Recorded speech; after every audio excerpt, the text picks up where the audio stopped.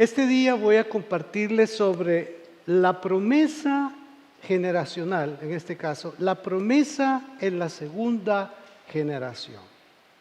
Estamos hablando de la primera generación que tiene que ver con Abraham.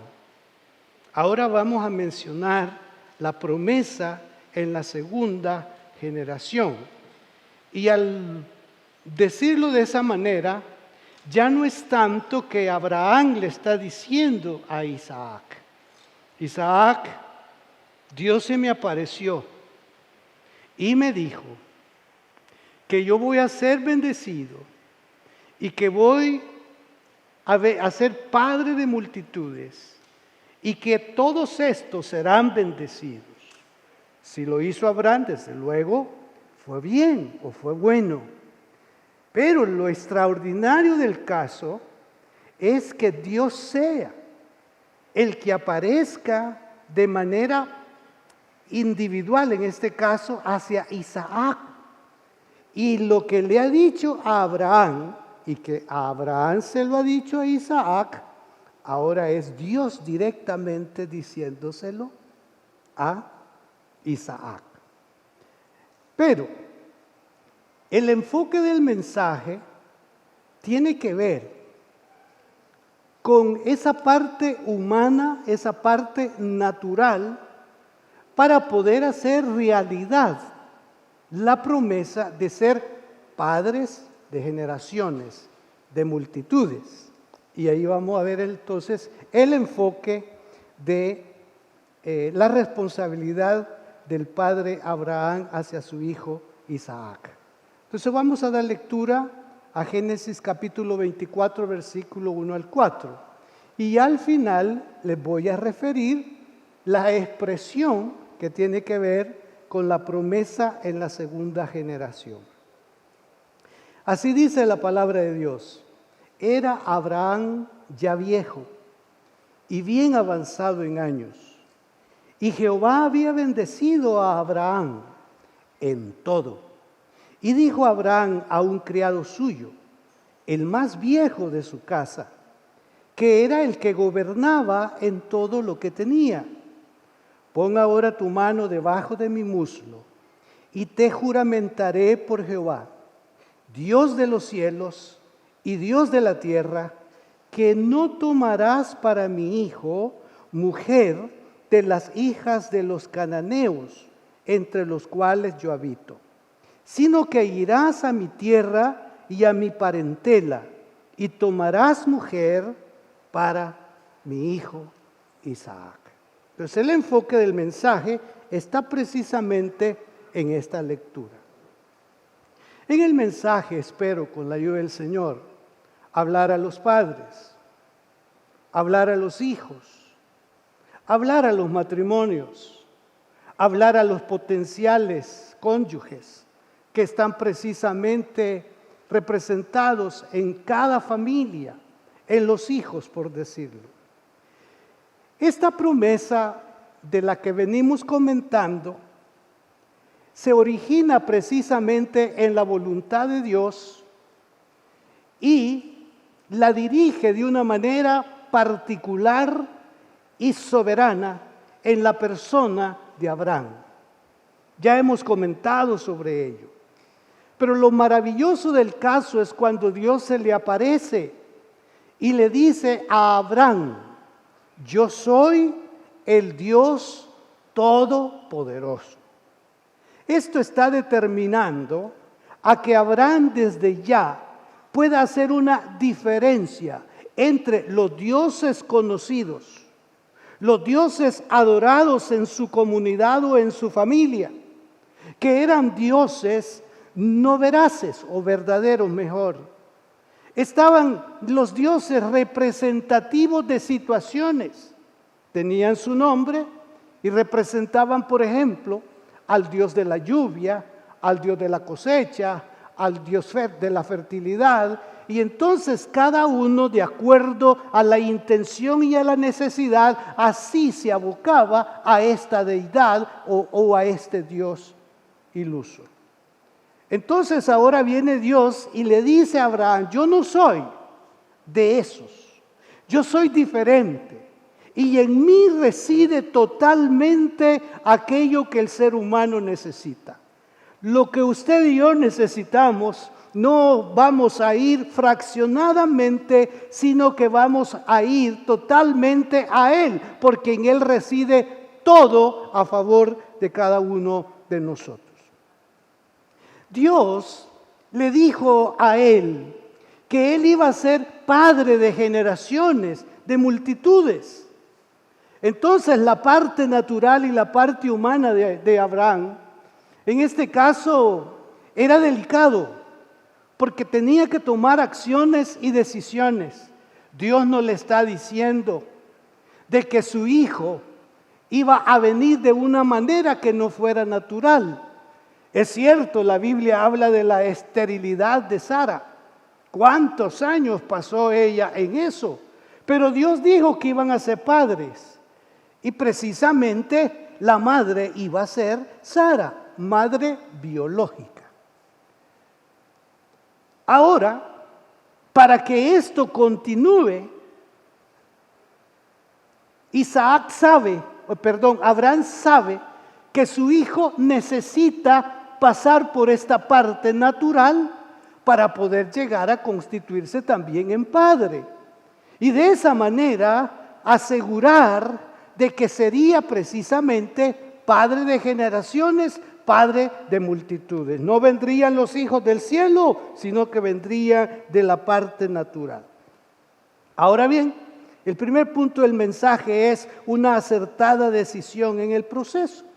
En el proceso de la promesa, en el proceso de ajustarse a lo que Dios había planteado desde un inicio en la persona de Abraham. Y para ello iba a propiciar el matrimonio de su hijo. Ya dije que la promesa tenía que ser reforzada con acciones humanas, naturales. La promesa era: haré de ti una nación grande y a tu descendencia daré esta tierra. El plan Dios lo tenía en marcha. Naturalmente que la parte humana podía ver como que había ahí un espacio, un compás de espera. Pero no era eso. Dios estaba obrando. Y Dios estaba obrando a su tiempo, a su forma y a su manera. Pero esta parte era muy importante que Abraham participara. Tenía que actuar a fin de casar, como se dice, a su hijo. Él tuvo ese muchacho en la vejez.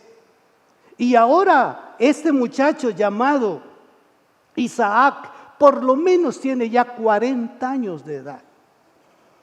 Para nosotros la edad en este momento puede decir ya estaba grandecito, ¿verdad?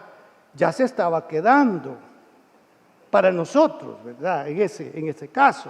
Pero contando la forma en que en ese tiempo se consideraba la edad, pues ese era un bebé. Pero quedémonos que era ya de 40 años, ¿verdad? Porque así dice la Biblia, 40 años. Entonces él sabe que su hijo no se ha casado y que en algún momento podía asomarse a buscar un tipo de acercamiento con las señoritas de la comunidad donde ellos vivían. En algún momento eso preocupaba a Abraham, porque él podía ver que estas señoritas estaban viviendo en las costumbres espirituales o religiosas de donde él había salido. Y él no quiere en ningún momento volver atrás en esto, que su hijo dé un paso hacia una relación de matrimonio con una de estas señoritas. Y hay que quedar claro que no era una situación de racismo. En algún momento nos hacen ver que entre israelitas y palestinos, que esa es cuestión racial. En el enfoque bíblico eso no tiene que ver con racismo, tiene que ver con asuntos eminentemente espirituales. donde se tiene que hacer la diferencia entre quién es el Dios creador de todas las cosas y las deidades que el mundo ha creado para sí. Porque el mundo busca dioses que les facilite sus pasiones.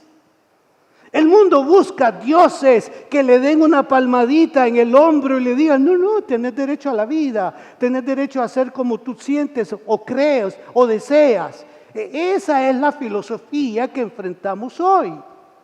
Pero si nosotros queremos ser conforme a lo que Dios desea y espera para nosotros como hijos, tenemos que ir a la palabra de Dios.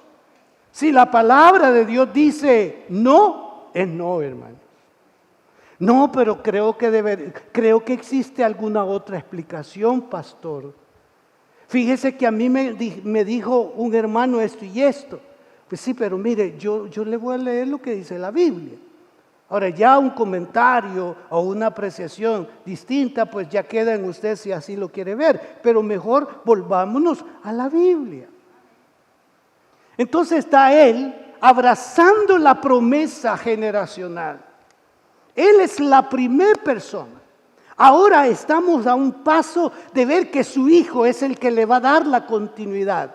Recuerde que dice la Biblia que él era ya viejo y esto le tenía a él preocupado. Y todavía añade, y bien avanzado en años. Entonces era para preocuparse. En ese tiempo, los padres tomaban la iniciativa del matrimonio de sus hijos.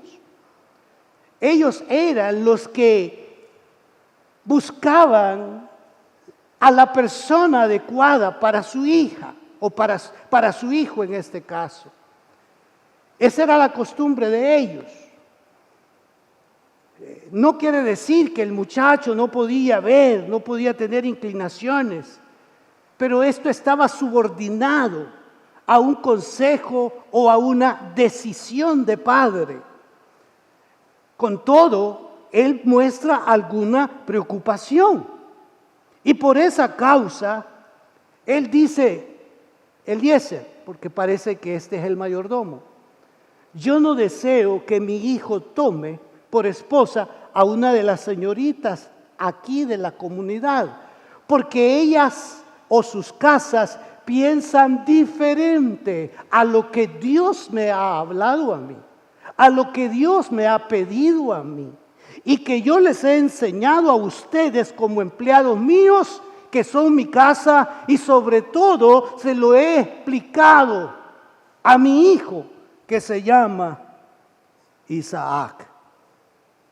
Entonces Isaac no iba a tener problema con que se diera cuenta que su papá estaba pensando en que debería de casarse.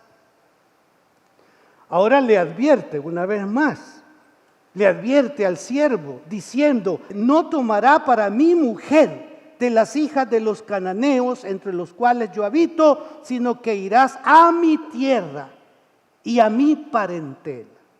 En este momento no hay códigos, no hay disposiciones de que no se podía encontrar al cónyuge dentro de la misma familia.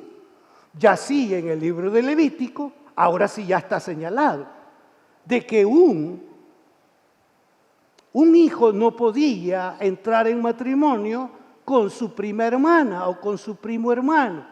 Y allí va ya enumerando y señalando la Biblia, digamos, esos distanciamientos. Pero para este momento esto no existe un código y era factible. Dije que no se trataba de racismo, pero sí se trataba de lo siguiente, Deuteronomio 7:3. En los días de Moisés, esto ya fue un mandamiento. No permitan que ninguno de sus hijos o hijas se case con gente de esas naciones. Por causa de esa gente, sus hijos y sus hijos adorarán a otros dioses y dejarán de obedecer a nuestro Dios. Y si eso llegara a suceder, Él se enojaría muchísimo con ustedes y en un instante los destruiría. Aquí lo que está haciendo Moisés con esta escritura es recordándole al pueblo de Israel lo que ya Dios había dicho en el pasado. Y si usted ve la historia de ellos, han tenido situaciones muy adversas a causa de ignorar los postulados de Dios. Entonces, entre su gente de trabajo, a este se le podría llamar el mayordomo, pues así se le llama en la Biblia, o el administrador de los asuntos de Abraham, era la persona que si Abraham no estaba, lo que él decidía era visto como que si era Abraham el que lo disponía. Entonces era una persona muy cercana. Ahora vamos al segundo punto. Se encomendó al Señor el encuentro de la futura esposa de Isaac. La narrativa bíblica nos refiere la razón de la confianza de Abraham en su siervo. Demos lectura, por favor, a Génesis 24, 11 al 14. Ya esto, hermanos, es que él ya aceptó la encomienda, él va de camino, lleva no menos de 10 camellos con un cargamento de presentes para la futura esposa de Isaac. Qué cosa más maravillosa esa. Fíjese que él llevaba un montón y pondría en las manos de la señorita, en las manos de la familia. Qué bendición para esos padres, ¿verdad? Dice así entonces.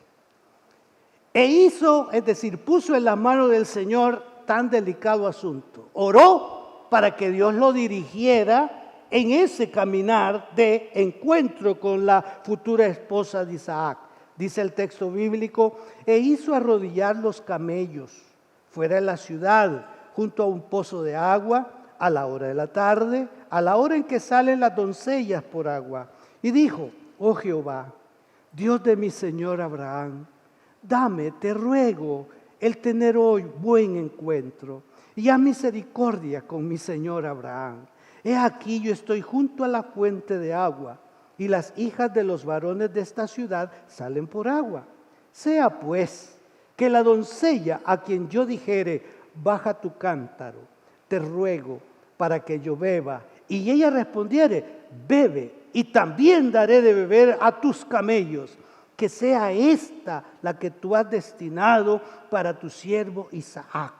Y en esto conoceré que habrás hecho misericordia con mi Señor. Nota aquí el principio. Hay una delegación, hay una responsabilidad, hay un compromiso. Y él se dio cuenta de la delicadez del caso y entonces buscó al Señor en oración. Ya a esta altura, el mayordomo de Abraham era un hombre de fe. Había visto cómo la mano de Dios había prosperado la casa de su jefe.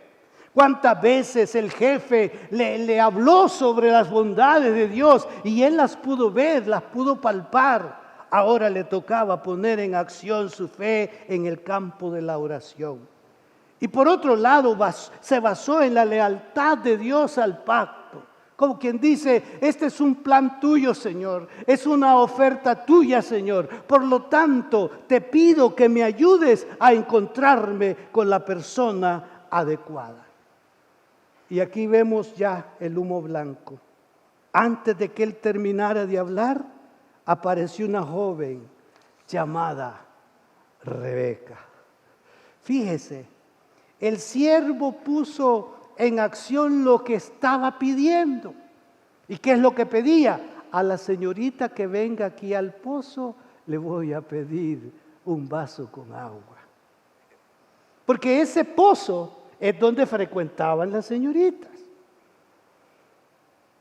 Algunos dicen que era una señorita laboriosa, no era una señorita, no, era una señorita de trabajo, era una señorita con responsabilidades.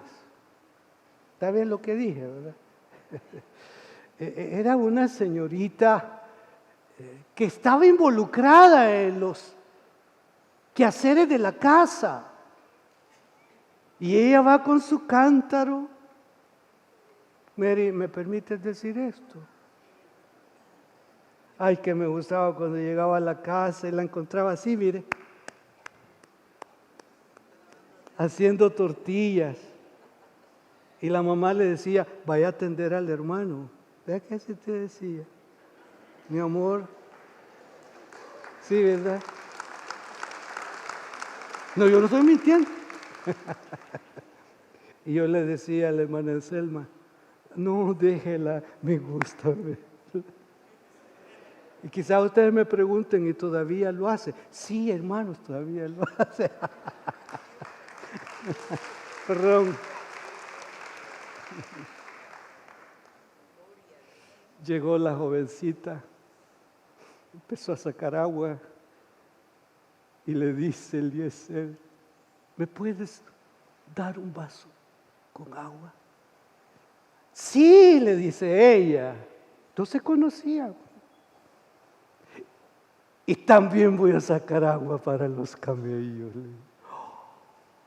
Hermano, ¿con cuántos galones de agua o con agua se iban a saciar estos camellos usted? Y eran 10. Y ahí estuvo ella. Ay, pastor, los días han cambiado. Si ahora el grifo se abre. Bueno, está bien. Está bien. Y entonces vino Eliezer y le dio un presente a la señorita. Un equivalente de $1,500 que puso en las manos de ella. Y es que cuando ella le dice, y también para los camellos, ay hermano, taquicardia le pudo haber dado a porque estaba funcionando el proyecto. Ya no tiene dudas para eso. Entonces le pregunta, ¿de quién eres hija? Y ya le narra. Y viene Eliezer y dice, son parientes de mi jefe. Voy por buen camino. Se conducen, cuentan la historia y entonces viene Labán y le dice, ¿irás tú con este varón? Y ella respondió, sí, iré. No conoce al muchacho, solo por referencia. No había internet, hermano. No había WhatsApp, hermano. Pero no lo conocía. Simplemente está ocurriendo algo sobrenatural. Era una muchacha temerosa. Bueno, alguien especial. Y cuando ya Labán conoce la historia, Labán no es el papá, es el hermano de ella. Y él es el que está tomando toda la... Porque dicen que Labán, donde había dinero, ahí él era conquistado rápido. Entonces, cuando ya se ha desarrollado la conversación y todo, le dice, hermana nuestra, vea qué extraordinario. Porque le preguntan, ¿vas a ir con ese señor? Sí, me voy. Entonces viene Labán y le dice, hermana nuestra, sé madre de millares y posean tus descendientes la puerta de sus enemigos. Ese término, millares de millares, está asociado con la promesa a Abraham. Y ella no sabe eso, o Labán no sabe eso. Cada palabra golpeaba el corazón de Eliezer en el buen sentido, que él estaba consciente y convencido de que estaba la operatividad de Dios en ese momento. Volvamos al punto, el valor de la oración, el valor de encomendar decisiones tan trascendentales en la mano del Señor. Porque quiero decirles, hermanos, la unión matrimonial de nuestros hijos es una decisión muy trascendental. Yo sé que por el espíritu del siglo en el que vivimos, hemos caído en el error que si no funciona el matrimonio, nos podemos divorciar. Esos no son los términos aplicados en la familia de Dios. Eso está en otro contexto, pero no en este. y razones para una separación, el mundo se ha inventado una y otra hasta porque ella echó estómago o abdomen y a él se le cayó el pelo. No. Pero ese es el mundo en el que vivimos. Entonces esta decisión es tan trascendental. Algunos sugieren que hay que orar por el matrimonio de los hijos muy temprano. Algunos no están de acuerdo. Ni sabe cómo se llama la niña y ya se está orando por el matrimonio. Pero bueno, usted no va a hacer mal con decirle: Dios, no sé cuántos años vamos a estar en la tierra antes de tu venida. Y quizá mi hija o quizá mi hijo van a querer casarse. Por mi parte, aquí lo tiene todo y no necesita casarse. Yo no la voy a obligar a que se case. A veces se siente como eso, ¿verdad? Muchacha, ¿y no pensás casarte? Queremos nietos. Ay, ella bien mandada, ¿verdad? Hermano. Son de las cosas que están, digamos, que han afectado la interioridad de la familia de Dios, la iglesia. Y estos temas son un poco así difíciles de exponer, pero con la ayuda del Señor. Entonces oró. Y yo creo que Abraham también lo hizo. Es válido, hermano, que cuando usted oiga que hay oración por la familia, que usted involucre en oración a su familia. Y no acudir solo porque hay problema. No, hay que ser preventivos en la oración. Ahora, alguien se preguntará, ¿entonces es válido las señales, pastor? No, aquí no nos está enseñando eso. Aquí nos está compartiendo que así oró él. Ahora, si usted así quiere orar, está bien. Pero yo no le voy a decir que le va a funcionar igual. Lo que sí tiene que asegurarse cada uno de nosotros es que en nuestra casa nuestros hijos desarrollen una conciencia de reverencia y de amor al Señor. Esa será la garantía. Y el modelaje que en alguna manera nosotros como padres, como esposos estamos dando. Porque sí, hemos cometido errores, pero yo soy consciente de que la escuela inicial, donde los hijos aprenden sobre qué es ser un cónyuge o cómo se vive en una familia, es en su propia casa, con el ejemplo de sus padres. Ahora, si no se quiere casar, dice la Biblia que no le obligue. Mire, se lo voy a leer para que no piense que es idea mía. De manera que el que le da en casamiento hace bien, y el que no la da en casamiento hace mejor.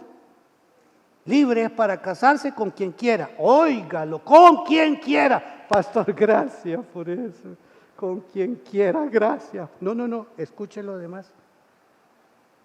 Escuche lo demás. Con tal que sea en el Señor. Ahí ya no hay discusión. Con tal que sea en el Señor.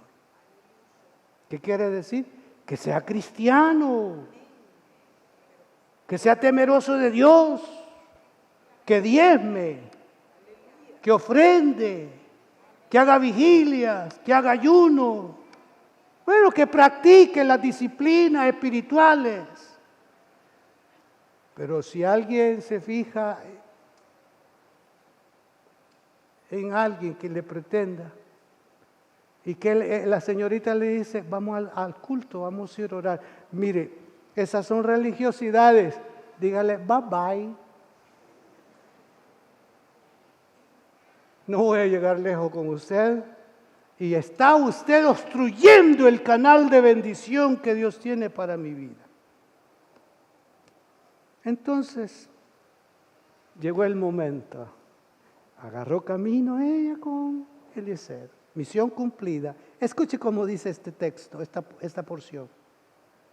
Génesis 24:62.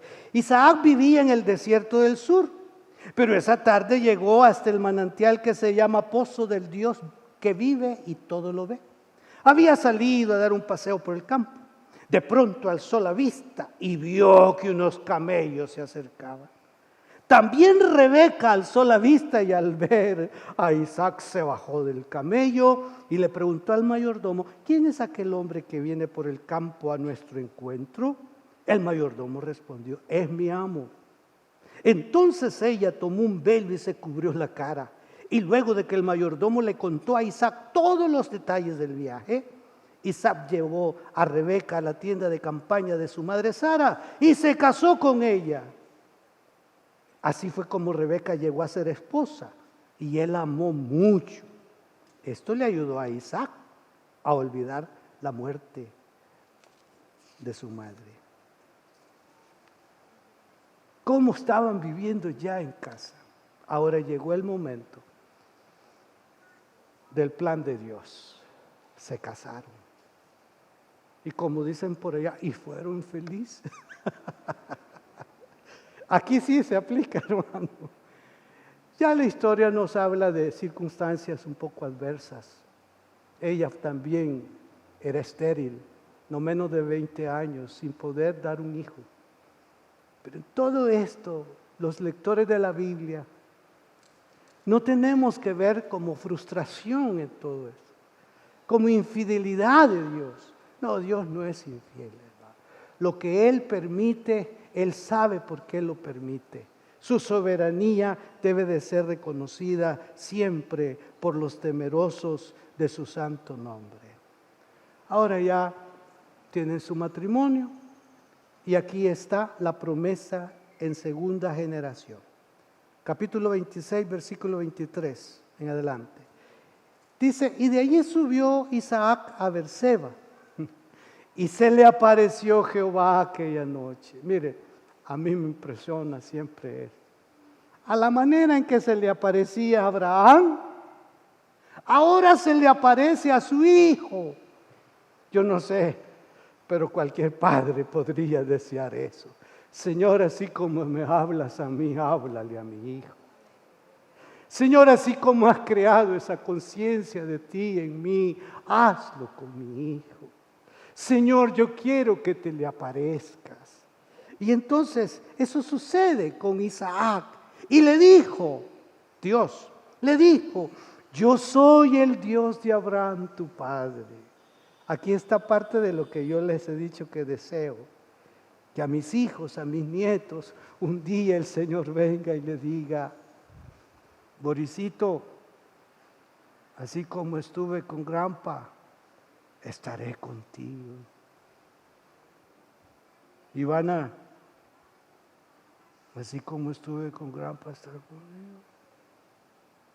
Dana, así como estuve. ¿Suena bien o no suena bien?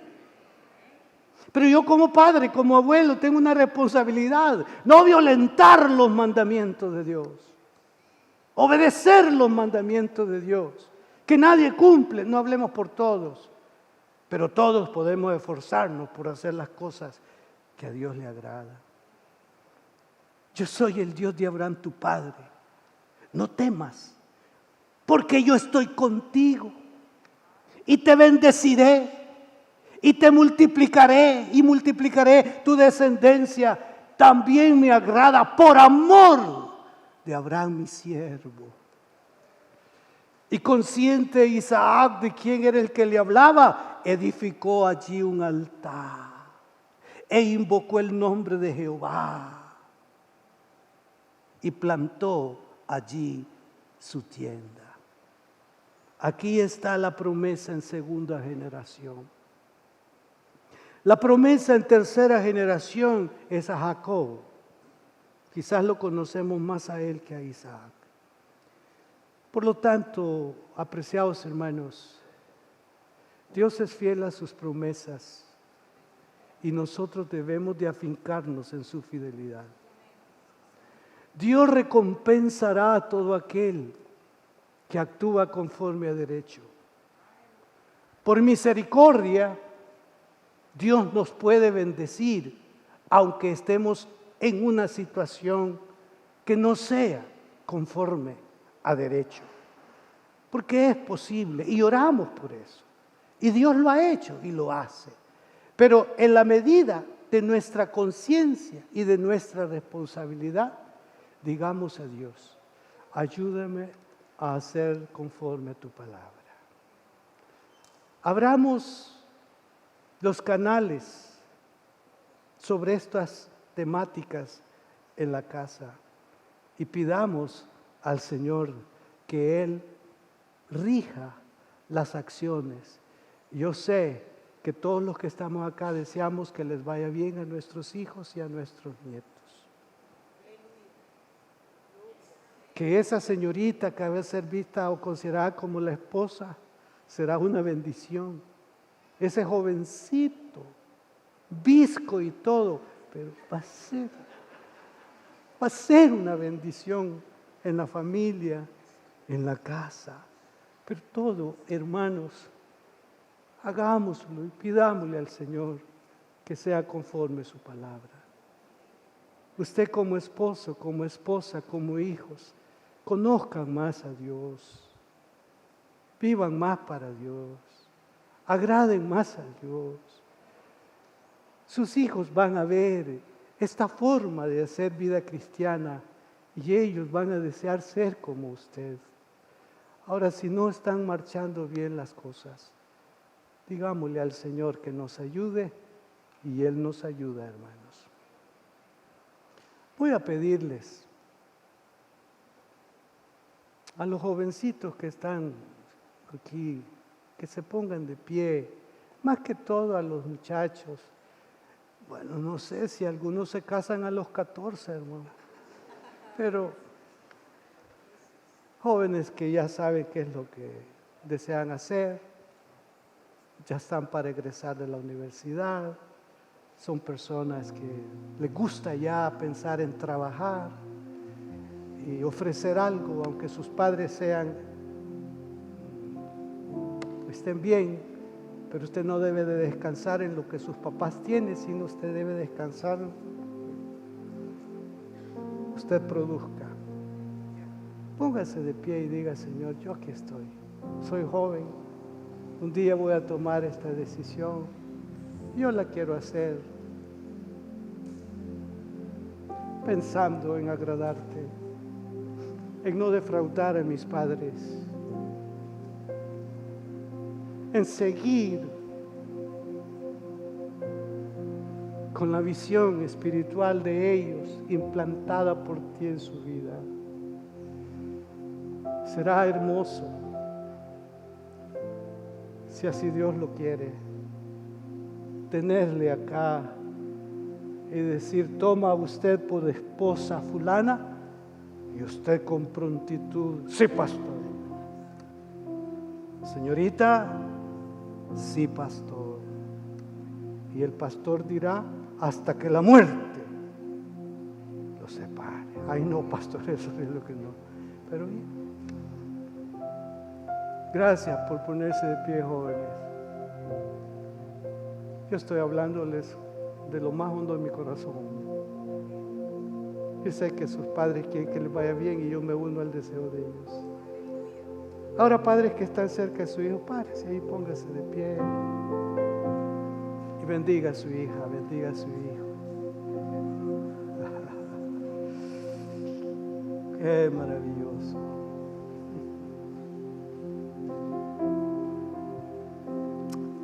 Qué maravilloso. Padre, aquí están los jóvenes, los hijos. Tú los conoces. Tú los diseñaste. Tú eres el que hablaste y les hablas. Tú tienes una senda de bien para ellos. Como estuve con tus padres, estaré contigo. Señor, guárdales. Señor, que tomen en cuenta lo que tú has dicho para esta realización de la vida. Que sea en el Señor, como dice tu palabra. Guárdales, por favor, bendíceles, por favor. Y escucha la oración de sus padres, interviniendo espiritualmente en decisiones no solamente de esta naturaleza, en las decisiones de su vida, pero esta particularidad es porque es la forma de garantizar a las generaciones tu presencia y tu bendición. Padre, bendice a todas las familias aquí representadas hoy y llénanos con tu gracia, llénanos con tu paz y con tu bien.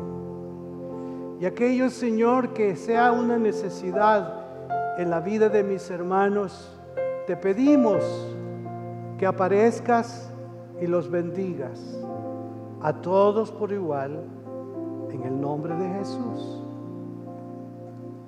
Amén. Muchas gracias por haber estado siguiéndonos en las diferentes plataformas digitales donde transmitimos. Ha sido un precioso momento el servicio que hemos celebrado delante del Señor, edificando la vida de cada uno de nosotros. Y este es un momento muy importante. Deseo invitarles a que abran su corazón y reciban al Señor Jesucristo como su único y suficiente Salvador personal. Si está de acuerdo con hacerlo, repita esta oración después de mí. Señor, te entrego mi vida a esta hora. Reconozco que soy pecador y que solamente en ti encontraré el perdón. Lávame con tu sangre en este mismo momento y conforme a tu palabra, escríbeme en el libro de la vida. En el nombre de Jesús. Amén. Si hizo esta oración, bienvenido a la familia de Dios. Es importante que busque una iglesia donde congregarse para poder crecer en su vida espiritual. Desde luego, les ofrezco la iglesia que yo presido, Templo Cristiano de las Asambleas de Dios. Nos veremos en una próxima oportunidad. Que Dios los bendiga.